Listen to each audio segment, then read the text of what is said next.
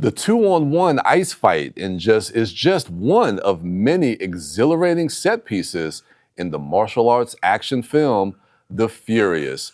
I'm still tongue-tied from this movie, man. It's crazy. We literally just, from the time we're recording this, we saw this movie literally 12 hours ago. Yeah. And my mind is still reeling from that experience. Like, we're on a mission with The Furious. Okay. We're telling our audience, you got to go see this in the theater. Please. Get on whatever movie app you're using. Yes. Find the theater near you with the most seats sold. Yes. Go to that theater and get ready to cheer The Furious on. Dude, this movie, I tell you, this is a movie that you would love to see with a crowd. This felt like a fantastic a film festival midnight screening of a film. Well, let's talk about that ice fight that we just saw on screen, okay? Yeah. You know, the action is extremely well choreographed. Yes. It is violent, but it's not necessarily gory. This is not The Night Comes for us. It's not The Raid. Yeah. It's not even John Wick. No. Like, it's a much more playful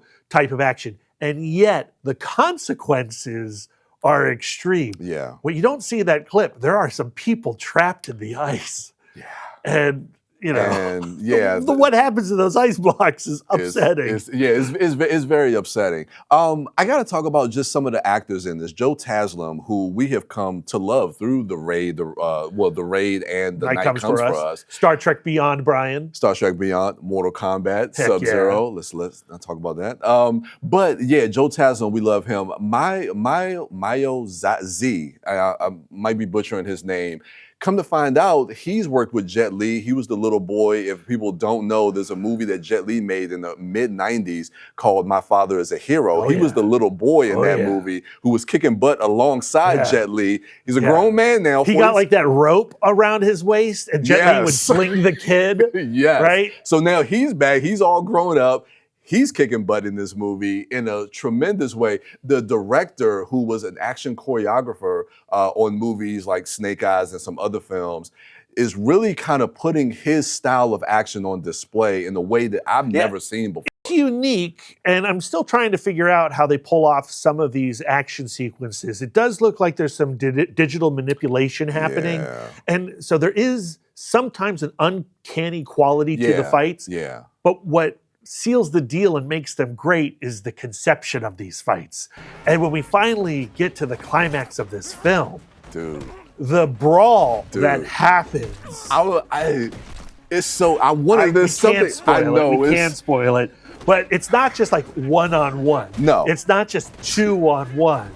You know, it's not quite Crazy 88 Kill Bill level. No. But it's something different. And going to your point, the conception of these fight scenes and the choreography and how it's shot, the way, and the thing that I love about action movies and martial arts movies is not just the choreography, but is how that works in tandem with the camera movements. Yeah. And the way they move the camera around the action. Yeah. And the way and the way that they reveal character through the action too. There is an antagonist in this movie who is built like a bullfrog. Oh man. I mean, he's a beast, right? Yes. And when you first encounter him, you're like, oh, he's just a goon. Yeah. Like, we don't need to pay attention to him. Yeah. But he has like a good fight. You're like, oh, that's cool. And then when he comes back again for the second time, you're like, oh, it's that guy from the first fight. Yeah. Oh, I really like this guy. Yeah. And then he comes back for a third time. You're like, oh no, this guy's like a Yes. boss. We've reached boss level status with this character. Yes. And then at the end, like, our crowd was either on their feet cheering on this fight sequence, or they were on the floor laughing uncontrollably watching this battle. Which was us. Yeah, I've never seen a climax of a film that was so exhilarating. I literally, for 20 minutes, leaning forward in my seat, watching the screen. I couldn't sit still. I was all over my seat. And again, I was on the floor. I really did want to get to my feet. Yes. And we were not alone. Like, No. We no. saw this after Disclosure Day. It was a press screening, right? Yeah. It was like a mix of, advanced screening audience Yeah. and press people. Yeah. Actually, I feel like most of the press people didn't come to this screening because they were They missed all out. at Disclosure Day. They missed out. They missed out. They missed out. And going to your point about telling character through the action, what the two main protagonists, what I love about it is there's an emotional through line for these characters that you can track and you can follow. And you feel that through the action sequences with what these characters are trying to achieve and what their goals are with finding the people that they love in their lives. And when a lot of stuff kind of hits the crescendo, again, going to Masters of the Universe, when it hits that crescendo, those emotional beats, the emotional stakes in the movie are very palpable. You feel it. You feel it for those characters. So to combine the emotional through line with the action, it's just, again, I use that word, exhilarating. There should be a trigger warning with this film, though. Yes. Okay. Yes. So I said it's not a gory movie. That does not mean there's not a lot of peril in it. There's a lot of peril, and there's a lot of kids in peril. And the opening scene of this film, if you're offended by it, if you're disturbed by it, you should just leave. You should leave. Yeah. If you have issues with seeing children in peril, in compromising situations when it comes to violence and things of that nature, just be warned. And I don't even want to talk about that. Don't say it. Yeah. But